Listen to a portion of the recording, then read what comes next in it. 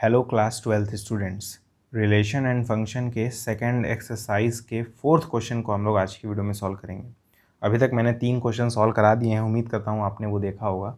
ठीक है, क्वेश्चन है so that the modulus function f from r to r given by fx equals to mod x is neither 1 1 nor onto 2।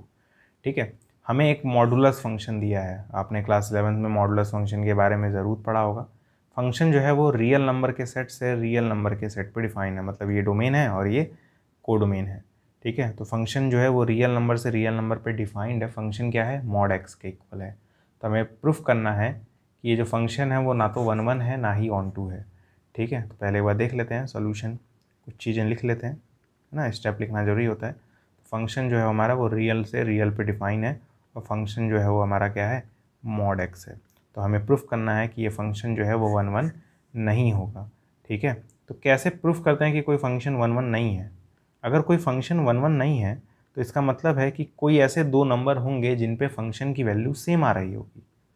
ठीक है, अब सोचिए ऐसे कौन से दो नंबर हैं जिनको यहाँ पे रखा जाए तब फंक्शन की वैल्यू सेम आएगी, एक ही आएगी उन दोनों नंबर्स पे। बहुत ईजी है, आप फंक्शन की वैल्यू -1 पे कैलकुलेट करिए तो मॉड ऑफ -1 हो जाएगा जो कि 1 आएगा, है ना। अब ये मत पूछिएगा कि मॉड ऑफ -1 1 कैसे आएगा। मॉड जो होता है वो पॉजिटिव में कन्वर्ट कर देता है। तो फंक्शन की वैल्यू आपने -1 पे कैलकुलेट की तो फंक्शन की वैल्यू 1 आ गई। ठीक है, उसी तरह अगर आप फंक्शन की वैल्यू 1 पे कैलकुलेट करेंगे तो मॉड ऑफ 1 क्या होता है, 1 आता है। तो आप देख पा रहे हैं दो अलग अलग एलिमेंट्स पे फंक्शन की वैल्यू एक ही आ रही है, सेम आ रही है। ठीक है, इसको वेन डायग्राम से अगर समझा जाए तो सपोज़ करिए ये डोमेन है आपका, ये आपका डोमेन है अगर, जो कि रियल नंबर है। और अगर आपका ये कोडोमेन है, अगर आपका ये कोडोमेन है जो कि अगेन रियल नंबर है, तो इसके अंदर -1 और 1 है ही, और कोडोमेन के अंदर 1 होता ही है। तो -1 का भी इमेज 1 मिल रहा है और 1 का भी इमेज 1 मिल रहा है, मतलब दो अलग अलग एलिमेंट का सेम इमेज बन रहा है। लेकिन 1 1 के लिए ऐसा नहीं होना चाहिए, अलग अलग एलिमेंट्स के अलग अलग इमेज मिलने चाहिए। लेकिन इस वाले फंक्शन में दो अलग अलग एलिमेंट्स के लिए सेम इमेज मिल रहा है। ठीक है, तो मैं लिखूँगा two elements have same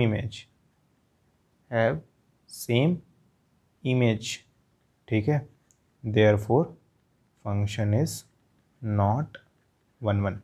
function जो है वो 1 1 नहीं है। तो आप वीडियो को पॉज करिए, फटाफट एटलीस्ट ये वाला चीज़ नोट कर लीजिए, क्योंकि मैं इसे मिटा दूंगा, क्योंकि मुझे प्रूफ करना है कि फंक्शन ऑन टू भी नहीं है। तो अब हम लोग प्रूफ करने जा रहे हैं कि जो हमारा फंक्शन है वो ऑन टू नहीं है, इज नॉट ऑन टू। और ऑन टू दिखाने या ना दिखाने का अच्छा तरीका होता है कि आप ये प्रूफ करने की कोशिश करिए कि क्या कोडोमेन और रेंज आपस में इक्वल हैं क्या। अगर कोडोमेन और रेंज आपस में इक्वल हो गए, कोडोमेन और रेंज अगर आपस में इक्वल हो गए तो फंक्शन जो हमारा वो हमारा ऑन टू हो जाएगा, और नहीं हुए इक्वल तो फिर नहीं होगा। ठीक है, बात समझ आई आपको। तो कोडोमेन कैसे निकालते हैं, अगर आप मेरे वीडियोस रेगुलरली देखते हैं तो कोडोमेन जो होता है वो एक्चुअली ये सेकंड वाला सेट होता है जो कि रियल नंबर है, यानी कोडोमेन हमारा रियल नंबर है। अब रेंज कैसे निकालें, रेंज मतलब होता क्या है, रेंज मतलब ये होता है कि अगर आप इस x के जगह इस डोमेन में से अगर नंबर्स रखेंगे, इस x के जगह डोमेन में से कोई नंबर रखेंगे तो फंक्शन की जो वैल्यू आएगी वही हमारा रेंज हो जाता है। ठीक है, तो बहुत इजी है रेंज निकालना, आपने क्लास 11th में हो सकता है सीखा हो। ठीक है, जब भी रियल नंबर से रियल नंबर पे फंक्शन हमारा डिफाइन होता है तो हम लोग इनइक्वालिटी का यूज़ करते हैं रेंज निकालने के लिए। ठीक है, और हमें एक इनइक्वालिटी मालूम है कि जो मॉडुलस फंक्शन होता है, ठीक है, वो इन्फिनिटी से छोटा होता है और 0 या फिर 0 से बड़ा होता है। जो मॉडुलस फंक्शन होता है वो 0 या 0 से बड़ा हो सकता है लेकिन इन्फिनिटी से छोटा होता है। ठीक है, यहाँ पे इसलिए नीचे इक्वल का साइन आया क्योंकि इसकी वैल्यू 0 हो सकती है लेकिन इन्फिनिटी से छोटी होगी। अब यही तो हमारा मॉड एक्स एफ एक्स है, जो मॉड एक्स है वही तो हमारा एफ एक्स है। तो उसके जगह मैं एफ एक्स लिख दूंगा, तो 0 greater than equal to f x less than infinity. ठीक है, और रेंज मतलब क्या होता है कि एफ एक्स की वैल्यू क्या क्या आ सकती है। तो इस इनइक्वालिटी को देख के हम ये बोल सकते हैं कि जो हमारी फंक्शन की वैल्यू है वो 0 से बड़ी आएगी, इन्फिनिटी से छोटी आएगी। तो रेंज क्या हो जाएगा, रेंज मतलब फंक्शन की वैल्यू क्या क्या आ सकती है, हमें एक सेट के फॉर्म में लिखना होगा। तो फंक्शन की वैल्यू 0 से बड़ी या उसके इक्वल और इन्फिनिटी से छोटी, मतलब क्लोज इंटरवल 0 से ओपन इंटरवल इन्फिनिटी तक। ये एक इंटरवल है, उम्मीद करता हूँ आपने क्लास 11th में इसके बारे में पढ़ा होगा। देखिए कई सारी ऐसी चीज़ें हैं ना जो क्लास 11th पे डिपेंड करेंगी 12th में, ठीक है। अगर आपको नहीं पता है तो प्लीज़ उसे जाके रिवाइज़ कर लीजिएगा, नहीं तो फिर आपको चीज़ें टफ लगेंगी। समझिए, रेंज मतलब होता है कि फंक्शन की वैल्यू क्या क्या आ सकती है। तो इस इनइक्वालिटी से ये पता चल रहा है कि फंक्शन की वैल्यू 0 से बड़ी आएगी या फिर उसके इक्वल भी हो सकती है। तो मैंने क्लोज इंटरवल 0 लगा दिया, और इन्फिनिटी से छोटी मतलब ओपन इंटरवल इन्फिनिटी, ठीक है। अब ये इनइक्वालिटी आई कैसे? तो हमें पता था कि जो मॉड एक्स होता है वो 0 से बड़ा होता है, उसका इक्वल होता है, इन्फिनिटी से छोटा होता है। ये भी इनइक्वालिटी आपने क्लास 11th में पढ़ी होगी। इसका कोई प्रूफ तो नहीं है, लेकिन ये काफ़ी लॉजिकल है कि मॉड एक्स जो होता है वो हमेशा पॉजिटिव वैल्यू देता है, इसलिए 0 से बड़ा होगा और इन्फिनिटी से छोटा होगा। तो ये कोई ऐसा चीज़ नहीं है कि जिसे आप रटना पड़ेगा, जिसे आपको रटना पड़ेगा, ठीक है। ये बहुत ईजिली आप सोच सकते हैं। और जैसे ही आप ये सोचे तो आपको तुरंत ये सोचना है कि मॉड एक्स ही तो एक्चुअली एफ एक्स है, तो मॉड एक्स की जगह एफ एक्स रख दिया। और रेंज मतलब क्या होता है कि एफ एक्स की वैल्यू क्या क्या आ सकती है, उसका एक सेट बनाना है। तो सेट क्या होगा? क्लोज 0 से ओपन इन्फिनिटी तक।